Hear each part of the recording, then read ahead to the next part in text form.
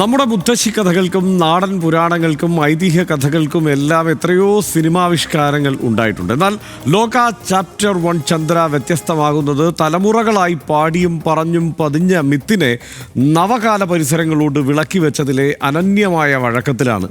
നായികാ പ്രാധാന്യമുള്ള സിനിമ ഉത്സവകാല റിലീസായി എത്തി ഈ വിധം മിന്നും വിജയം നേടുന്ന കാഴ്ച മലയാളം അധികം അങ്ങനെ കണ്ടിട്ടില്ല. ബോക്സ് ഓഫീസ് രാജാവായ മോഹൻലാൽ സിനിമയെയും കടത്തിവെട്ടി കുറി ഓണം വിന്നറായി മാറിയിരിക്കുകയാണ് ഡൊമിനിക് അരുൺ സംവിധാനം ചെയ്ത ലോക പാർട്ട് 1 ചന്ദ്ര. ദുൽഖർ സൽമാന്റെ നിർമ്മാണത്തിൽ പുറത്തിറങ്ങിയ ചിത്രത്തിൽ സൂപ്പർ ഹീറോയിനായി അവതരിച്ച് കയ്യടി നേടുകയാണ് കല്യാണി പ്രിയദർശൻ. അതിവേഗത്തിൽ 100 കോടി തികച്ച ലോകയുടെ ലോകത്തേക്കാണ് ഇനി RDXന്റെ സഞ്ചാരം.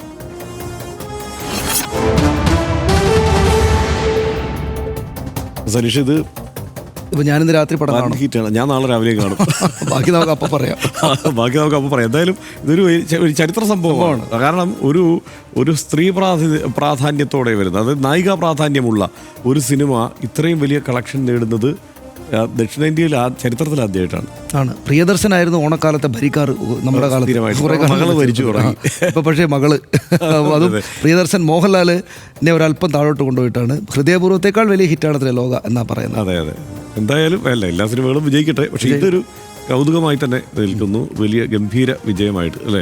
കോടികൾ വാരി വലിച്ചെറിഞ്ഞ് വൻ ബജറ്റും കാസ്റ്റും അണിനിരത്തുന്ന സിനിമകളാണ് ഫാന്റസി ത്രില്ലർ ജോണറിൽ അടുത്തിടെ ഇന്ത്യയിൽ ഇറങ്ങിയത്. പലതും ഹിന്ദു പുരാണങ്ങളെ ആധാരമാക്കിയും അതിലേറെ ബോക്സ് ഓഫീസിൽ പൊട്ടിപ്പൊളിഞ്ഞ് പാളീസായി.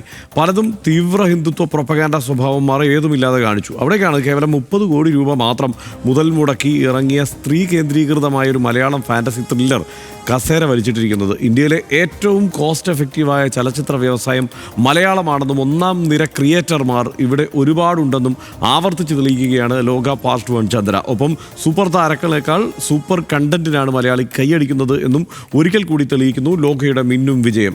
മലയാള സിനിമയിലെ പെണ്ണുങ്ങളോട് ഹൂ ഈസ് ഷീ എന്ന് ചോദിക്കുന്നവരോട് ഷീ ഈസ് മലയാള സിനിമ എന്ന അഭിമാനത്തോടെ പറയാനും മുന്നണിയിലേക്കും പിന്നണിയിലെയും സ്ത്രീ സാന്നിധ്യം കൊണ്ട് ലോക അവസരമൊരുക്കിയിരിക്കുന്നു. ലോകയുടെ തുടർ ലോകങ്ങൾക്കായി RDXും കാത്തിരിക്കുകയാണ്. നമുക്കിവിടെ അവസാനിപ്പിക്കാമല്ലേ? അതെ. Good night.